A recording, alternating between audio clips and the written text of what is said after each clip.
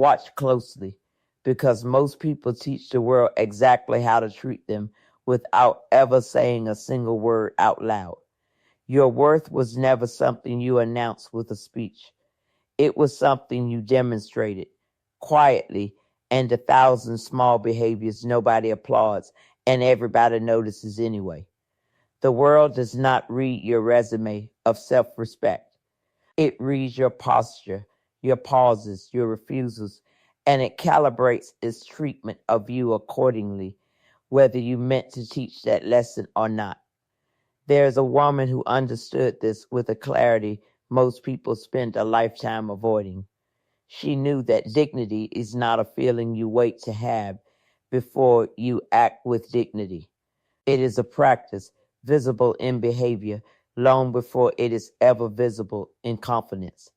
She did not ask the world to recognize her worth first and adjust its treatment afterward. She behaved as though her worth was already settled, already unshakable, and the world over time learned to meet her there. This is the inheritance we claim today, not through a single dramatic moment, but through 7 quiet behaviors that practice consistently. Teach everyone around you exactly what you will and will not carry. Understand first that other people are always watching, even when they are not looking directly at you. They are watching how you respond when things go wrong. They are watching what you tolerate in silence and what you refuse to tolerate at all. They are watching whether your actions match your stated boundaries or whether your boundaries are simply words you say aloud while your behavior quietly grants exceptions to anyone persistent enough to push. People do not primarily learn your worth from what you tell them about yourself. They learn it by testing you, consciously or not, and observing what happens next. Every interaction is, in some small way, a test of exactly this kind, and your behavior is always the answer, whether or not you meant to submit one. This is not a call to perform worth for an audience, to behave differently the moment you sense you are being observed. That kind of performance collapses the instant the audience leaves the room. And people are remarkably skilled at sensing which version of you is real. The 7 behaviors that follow are not a costume to put on for effect. They are a consistency to build privately, so thoroughly that there is no longer a difference between the version of you the world sees and the version of you that exists when no one is watching at all.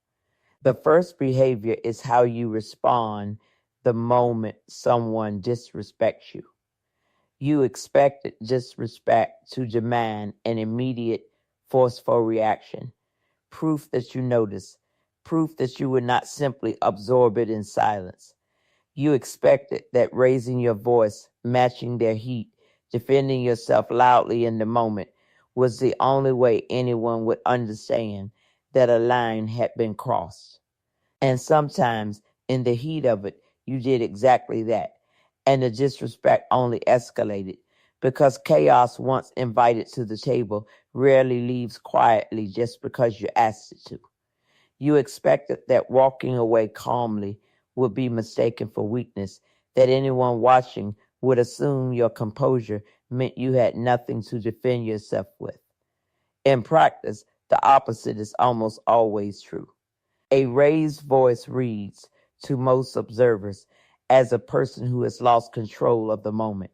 A steady voice, a level gaze, a simple refusal to escalate reads as a person who was never actually threatened by the disrespect in the first place, only mildly inconvenienced by having to witness it. The behavior that actually teaches your worth is stillness in the face of disrespect. Not the stillness of a person who is powerless, but the stillness of a person who does not need to prove anything to someone who has already shown you who they are. A calm response to disrespect communicates something a loud one never can. It says, Your behavior does not have the power to move me, and that composure, more than any argument, is what eventually teaches people the actual cost of crossing your line. Notice that stillness is not the same as tolerance. You can remain calm and still walk away. You can remain composed and still end the conversation, end the relationship, end the pattern entirely. Stillness is not permission for disrespect to continue. It is simply the refusal to hand the disrespectful person the reaction they were hoping to provoke, the reaction that would confirm in their own mind that they still have the power to disturb you on command. Deny them that confirmation, and disrespect loses most of the fuel it depends on to keep repeating itself. The second behavior is how quickly and how gently you forgive yourself for your own mistakes. You expected that punishing yourself severely for every misstep was proof of your integrity, that a person who truly cared about doing right would never simply let a failure go unexamined and unpunished. You expected the world to judge your character by how harshly you judged your own errors. Instead, the opposite is usually true. People who watch you spiral in shame over every small mistake quietly learn that you are easy to destabilize, easy to guilt, easy to keep apologizing long after an apology has already done its work. Self forgiveness, practiced visibly, teaches a different lesson entirely. It says, I take responsibility, I correct my course, and I do not require an extended punishment to prove my sincerity. People recalibrate their expectations of you based on how you treat yourself. A person who forgives themselves swiftly and honestly is rarely the person others feel they can endlessly guilt into compliance. There is a particular kind of person who has learned, often without realizing it, that their extended self punishment can be exploited by others as a management tool. If shame keeps you compliant, someone in your orbit may quietly learn to induce it whenever they want something from you. A small comment here, a pointed silence there, enough to trigger the old spiral and make you easier to steer. The moment you shorten that spiral, forgiving yourself quickly and moving forward with clear eyes, that particular lever stops working on you. This alone changes how certain people engage with you, whether they could ever articulate why. Notice, too, that self forgiveness offered swiftly is often mistaken by people unfamiliar with genuine accountability for a lack of remorse. The two are not the same. Genuine accountability owns the mistake fully, corrects the course deliberately, and then releases the ongoing punishment because the punishment has already served its purpose. Lingering in shame long after the lesson has been learned is not a deeper form of remorse. It is simply unfinished business dressed up as virtue that serves no one, least of all the person carrying it. The third behavior is whether you explain yourself to everyone or only to those who have earned that access. You expected that a good explanation, offered generously and often, would prevent misunderstanding, smooth over conflict, and earn you the approval you were quietly hoping for. You expected that over explaining was simply thoroughness, simply care, simply the responsible way to communicate. Often it is something else entirely, a quiet signal that your peace depends on other people's understanding, and people who sense that dependency will occasionally manufacture confusion just to keep you explaining, keep you proving, keep you auditioning for an approval you never actually needed their permission to have. Watch what happens the first time you offer a brief, complete answer instead of an anxious, extended justification. There is often a beat of surprise, sometimes even mild resistance, from a person who has grown accustomed to your over explaining as a form of control. Hold the brief answer anyway. The discomfort in that pause is not a sign you did something wrong. It is simply the sound of an old dynamic being renegotiated, and renegotiation is rarely comfortable for the person who benefited from the previous arrangement. Reserving your explanations for people who have earned the right to receive them teaches something unmistakable. It says, my choices do not require a public defense every time someone raises an eyebrow. This is not secrecy. This is discernment, the same discernment that decides which rooms deserve your full story and which rooms only deserve your piece.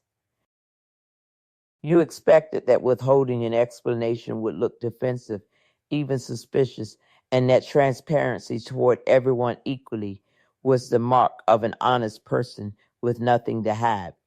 But honesty was never the same thing as universal access. You can be entirely truthful with the three people who have earned your trust and offer a stranger nothing more than a polite, brief, complete sentence, without a single ounce of that brevity making you dishonest. Boundaries around your own story are not deception. They are simply the recognition that not every audience has earned the intimacy of your reasoning. The fourth behavior is your relationship to your own time, especially the moment someone else disrespects it. You expected that waiting patiently without complaint whenever someone else ran late or rescheduled without warning was simply generosity, simply grace, simply the mark of an easygoing person. You expected your flexibility to be recognized and appreciated, met eventually with equal consideration. Often, unchecked, it teaches the opposite lesson, that your time is elastic, negotiable, always available to be rearranged around everyone else's convenience without consequence. There's nothing wrong with genuine flexibility offered occasionally to people who reciprocate it when the situation is reversed. The pattern worth examining is the one directional version, where your schedule bends repeatedly for someone whose own schedule never once bends for you. That imbalance rarely corrects itself through patience. It corrects only when you begin treating your own time with the same seriousness you have been extending to theirs, not as punishment, simply as a return to the fairness the relationship was supposed to include from the start. Protecting your time calmly and without dramatic announcement teaches people that your hours carry the same weight as their own. You do not need to deliver a speech about boundaries. You simply need to stop rearranging your entire day around people who have shown you repeatedly that they will not do the same for you. What you tolerate quietly, you teach permanently. Consider how differently people treat a calendar that is guarded compared to one that is endlessly flexible. The guarded calendar is not guarded through announcement or confrontation. It is guarded through consistency, the simple, repeated pattern of arriving on time yourself, expecting the same in return, and quietly declining to reschedule your priorities every time someone else's lack of planning becomes, without your consent, your emergency. Time, more than almost anything else, is the currency people use to measure how much you value yourself. And they will spend it accordingly, exactly as freely as you allow. The fifth behavior is whether you finish what you start, even when no one is watching to notice. You expected motivation to be the thing that determined whether a task got finished. and assume that on the days motivation was absent, an unfinished effort was simply an honest reflection of your current capacity. There's a difference, though, between resting and abandoning, and other people, even without articulating it consciously, notice which one you tend to choose. A person who finishes what they begin, especially in the unglamorous middle when enthusiasm has faded, teaches everyone around them a quiet lesson about reliability that no verbal promise could ever accomplish as convincingly. Notice how quickly trust erodes in any relationship once a pattern of unfinished commitments becomes visible, and how slowly it rebuilds once broken, requiring far more follow through to restore than it ever took to damage.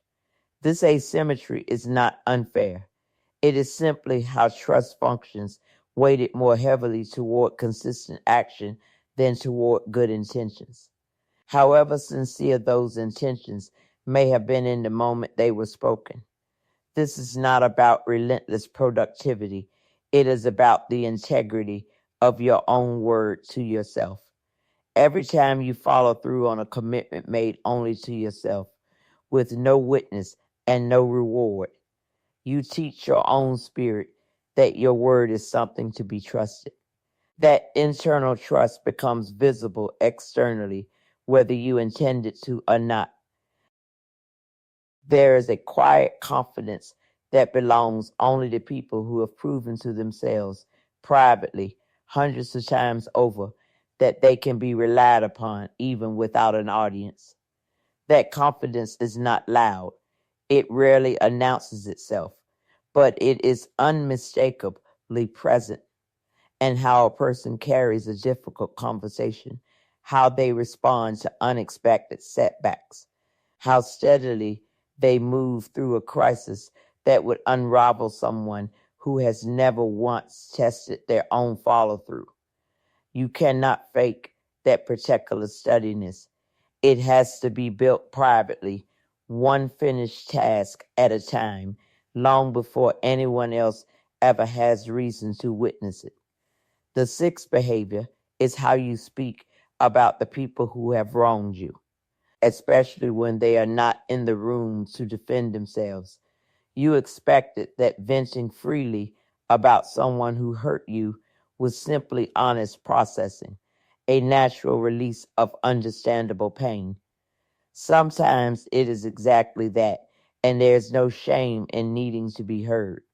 But there's a version of this habit practiced constantly, publicly, without discretion, that teaches everyone listening something you likely never intended to teach, that you can be spoken about carelessly the moment you are also not in the room. The way you discuss an absent person is the way people quietly calculate how you will discuss them once they too have left the room. Discretion, chosen deliberately rather than out of fear, teaches a rare and valuable lesson that your character does not depend on who happens to be present to witness it. This does not mean suppressing every honest feeling about someone who hurt you, or performing a forgiveness you have not actually reached yet. It means choosing your audience for that processing with the same care you would want someone to choose theirs when discussing you. A trusted friend, a therapist, a journal.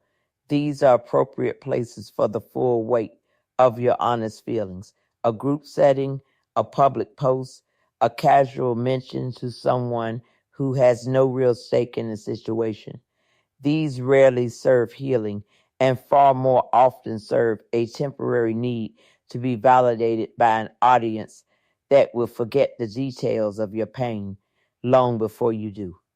There's also a quiet strength in the restraint that says, this story is mine to process, not mine to broadcast, even when broadcasting it might win you sympathy in the short term. Sympathy earned this way tends to be shallow and short lived, while the self respect earned by handling your pain with discretion tends to compound quietly into exactly the kind of dignity that people eventually recognize without needing an explanation for why they respect you. The seventh behavior is whether you can sit in silence without rushing to fill it for someone else's comfort.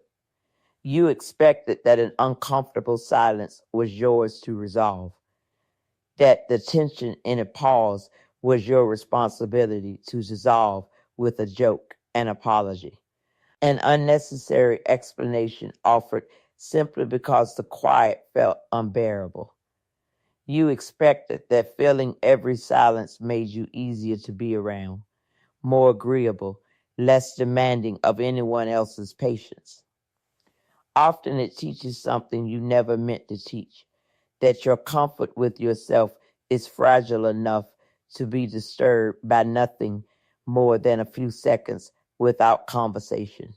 A person who can hold silence without anxiously filling it teaches a room something unmistakable about their own self-possession. Silence, held steadily, communicates the security that words, rushed nervously into an empty space, rarely manage to convey. You do not need to feel every quiet moment to prove you belong inside it. Watch the next time you find yourself in an uncomfortable pause, whether the urge to speak is coming from something genuinely worth saying or simply from an old, well-worn discomfort with stillness itself. Most unnecessary words spoken to fill silence are not communication at all. They are anxiety dressed up as conversation, trying to resolve a discomfort that was never actually dangerous to begin with. The people who can sit through that discomfort without flinching are rarely perceived as awkward. They are perceived correctly as grounded, and grounded people are treated with a particular kind of respect that anxious overtalkers, however warm and well-meaning, rarely receive in the same measure. Consider how negotiations, difficult conversations, and moments of genuine tension are so often won not by whoever speaks first after a pause, but by whoever can simply wait. The silence itself becomes a kind of test, and most people, uncomfortable with unfilled space, will eventually speak just to escape the discomfort, sometimes revealing more than they intended, sometimes conceding more than they meant to. Learning to outlast a silence is not manipulation. It is simply patience, practiced deliberately, and a culture that has largely forgotten how to sit still with anything unresolved. These seven behaviors will never appear on a resume, and no one will ever compliment you directly for practicing them. That was never the point. Worth taught quietly through behavior rather than announcement is the only kind of worth that people actually internalize and respect because it asks nothing of them except to notice over time exactly what you would and would not allow into your life. None of these behaviors require you to become a different person overnight. Most of them are small enough to practice today and an ordinary conversation, and an ordinary silence, and an ordinary moment of disrespect that would once have pulled you into a reaction you no longer need. Begin with just one. Choose the behavior that feels most difficult, because difficulty is usually a reliable signal of exactly where the old chaos still has the most influence over you. Practice it once, then again tomorrow. Worth taught this quietly compounds the way anything patient and consistent eventually does, until one day the people around you simply know, without you ever needing to say it aloud, precisely what you are worth. You will not need to remind anyone of these boundaries once they are truly established through behavior rather than declaration. The people who respect them will simply adjust quietly the way water adjusts around a stone it has learned will not move. The people who resist them, who test the same old pressure, hoping for the same old surrender, will reveal something important about themselves in that resistance, information worth having, however uncomfortable it may be to receive. Either outcome teaches you something. Either outcome is progress. You are already teaching this lesson every day, whether you have chosen it deliberately or not. The only real question left is whether the lesson you are currently teaching is the one you actually intend.